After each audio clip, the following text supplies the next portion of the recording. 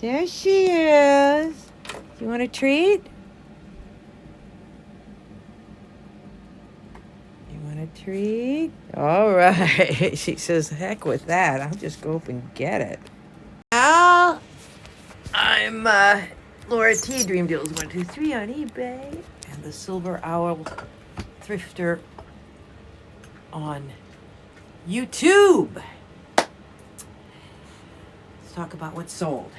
I made $56 last night. Remember this? I was just wearing it the other day, right? And it sold. It is, oh, look at that. I made another sale, but that'll be for another day. It's a Salt Lake Bees hat, baseball cap, strapback miners, MILB Ebbetsfield pinstripe. This is a pinstripe pattern, which is popular, and then it's made in USA. And this sold for $27, I think overnight, and I made $15 on that.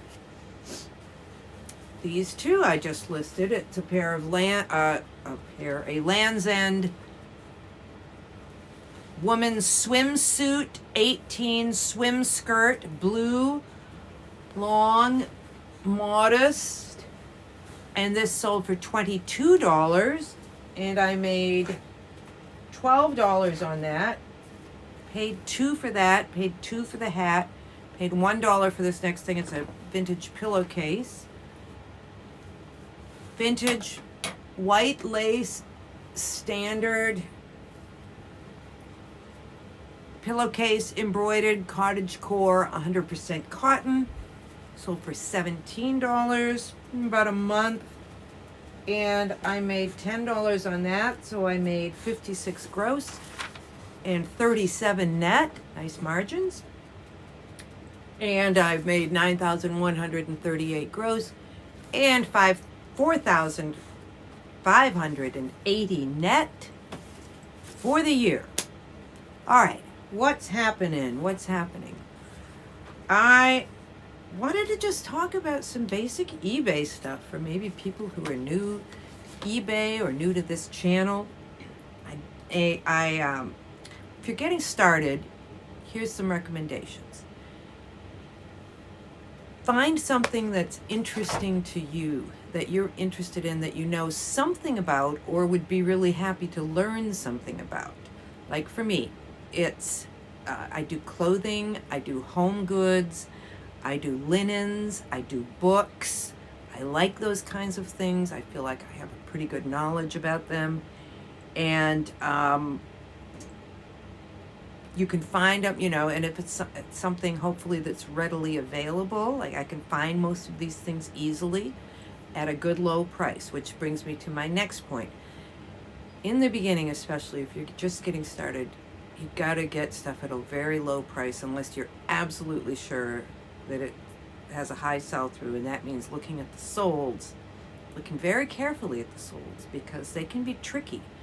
Like yesterday I was showing you, I was so excited about the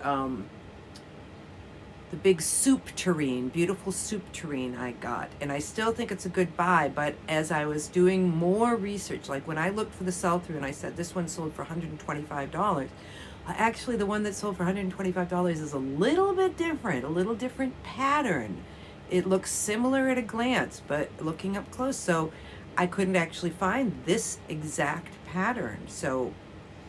But I spent $6 on it. Now, if I had been, say, at an estate sale and seen it for $35 and then looked and said, oh, I can make $125 and bought it for $35, maybe this one isn't going to go for $125. I'm putting it on auction because I don't really know. I'm going to start it at $50. And then, of course, with large items, you have to keep in mind the I'm kind of getting off on a tangent here.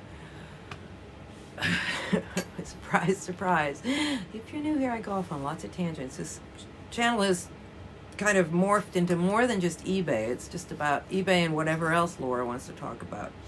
So, yeah.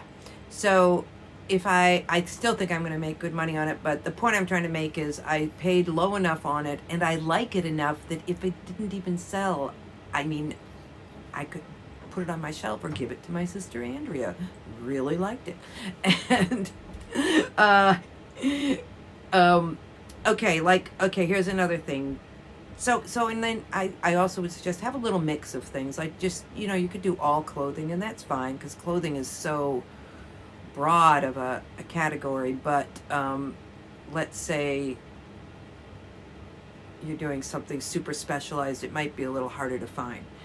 And now, if you're just getting started on eBay, you're probably like me. You're gonna watch when everybody started talking about it online. You start watching all these people making so much money on the things they're selling, especially stuff like electronics and vintage T-shirts and baseball cards, stuff like that. Which personally, I have no knowledge of hardly at all with that kind of stuff, and I don't know how to test a vintage Kenmore receiver, but like, there's a guy called the Craigslist Hunter, and when I was watching a lot of his stuff and seeing how much money he was making on that sort of stuff, and I started buying a few of those, but I just absolutely hated it.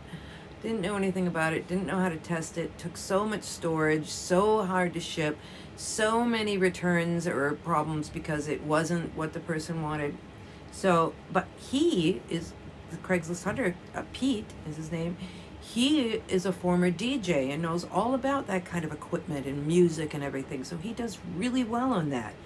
And there's another guy I was watching called the Auction Professor, and he does tons of like postcards and things. And he was selling so many postcards. I was like, I've got to get into postcards, which I could hardly find anywhere. And if I ever did find them, they were really high priced. So he's got connections and knows how to do that. He's an expert.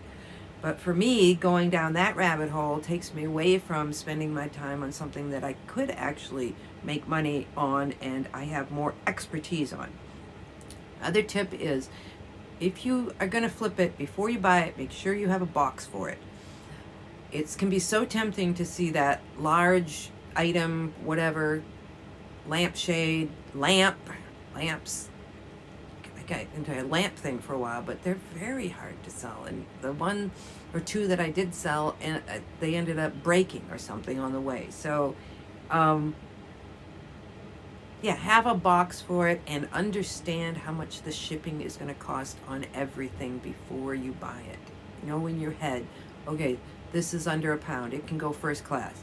Okay, this can fit in a flat rate package. It's going to be about $8. All right, this can't fit in any kind of flat rate. It's got to go calculated shipping, and it's really heavy and really big, and I've got to consider that when people are buying it, they have to take that cost into consideration. So those are all just some things. Sell what you are interested in and have some kind of knowledge about, or some knowledge about, or some going crazy here, or you have the word is just slipping my mind. You have some kind of, you want to learn about it, okay? Basically, I had a specific word in mind, but it didn't come. Okay, enough of that. So have something you like. Have a little mix of things, get it at a very low cost, especially in the beginning, unless you're absolutely sure you could sell it at a high sell-through, because you get those things, and I'm not going to say don't pay up for something that you're sure you can make money on, and have something to ship it in and understanding the shipping cost. Okay, on health stuff now, today I'm going to start my juice fast, broth fast. I'm going to go 3 to 7 days. The things I'm doing differently with eBay are, I put my store on a 3-day shipping, so that, for instance, I don't really have to ship anything after today till Monday. So if I don't want to have anything to do with shipping, I don't have to. That's not saying that I won't, because I might. And that brings me to us. I may take a few days off, I may not. I'm going to just see how it goes and sort of play it by ear. But I imagine I want to show you guys, like, if you're interested, I might just show you like where what I'm going to be doing as far as health stuff. I'm going to choose fast and do some other things like, Epsom salt baths and dry brushing and Sonae's clay and things like that. But I'll talk about that later a little bit if you're interested. And that's about it. Have a great day. And I'll also kind of tell you how I'm feeling as time goes on with the fasting. I hope I can do it. It's going to be hard, I have no doubt, because I like to eat lots of chocolate. All right. Bye.